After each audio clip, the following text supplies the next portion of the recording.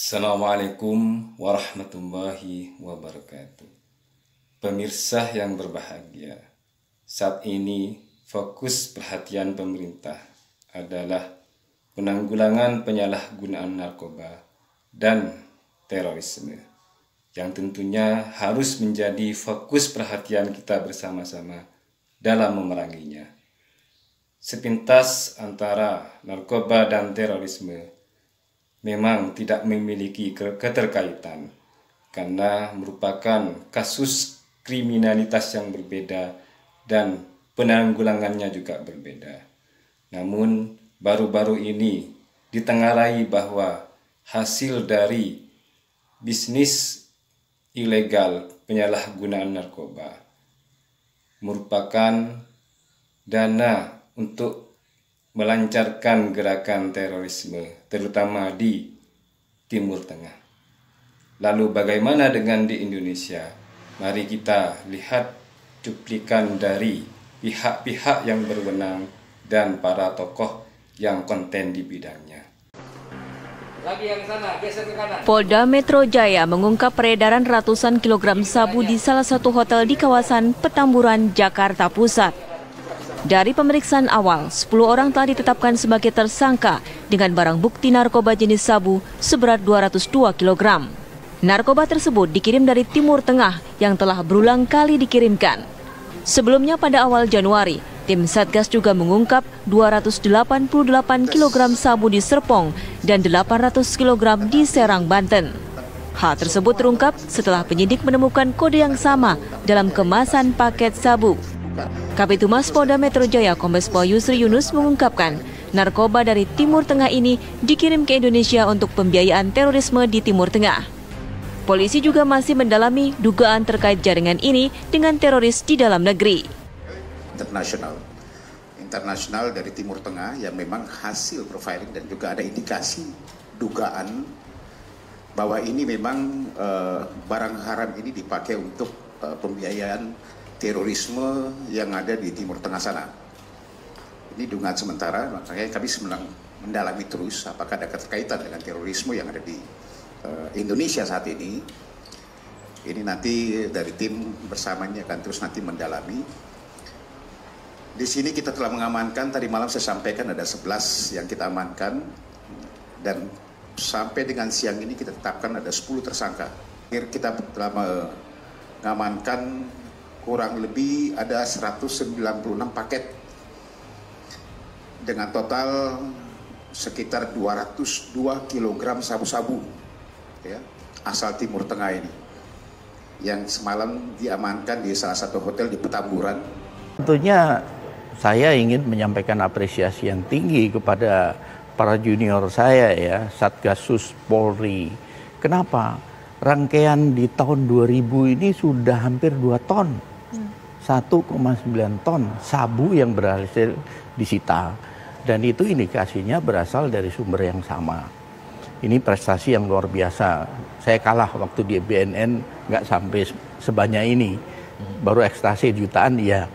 Nah, yang kedua, kalau berbicara narkoterorisme di Indonesia sudah ada.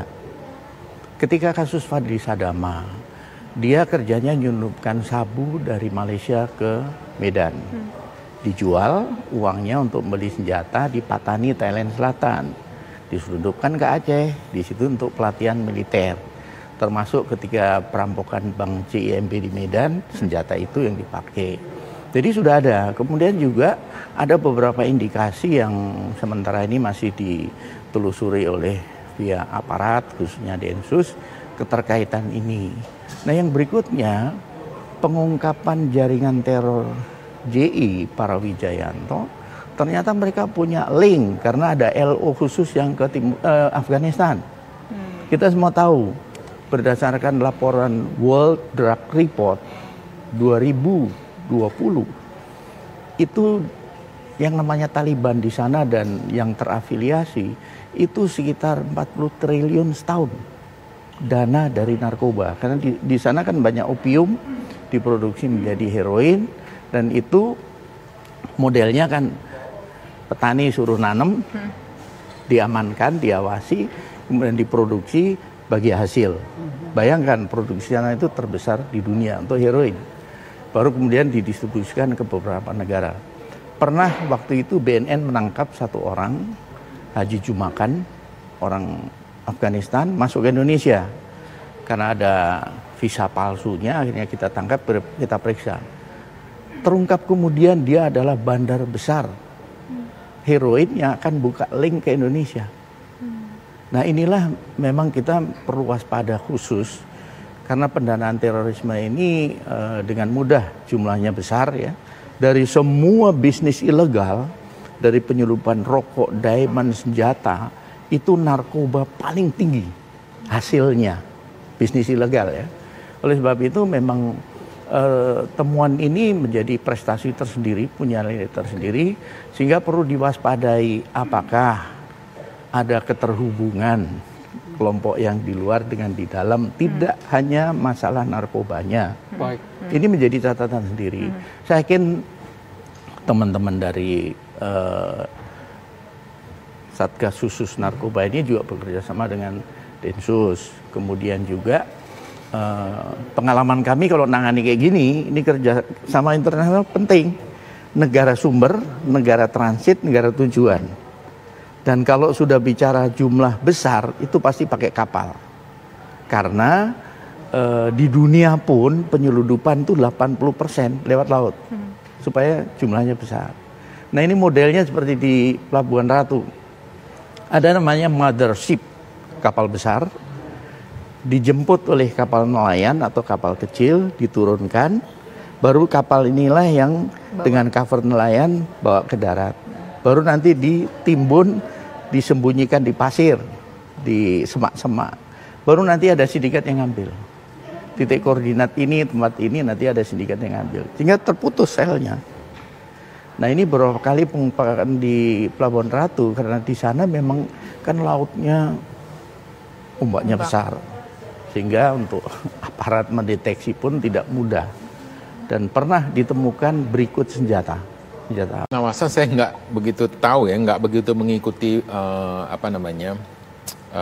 perkembangan datanya, tapi dari kasus-kasus narkoterorisme yang ada di Indonesia ini merupakan kasus yang ketiga. 2 kasus sebelumnya memang dilakukan oleh Fadli Sadama dan itu untuk digunakan sebagai pendanaan terorisme. Dan uniknya dia tidak pernah menggunakan narkoba itu.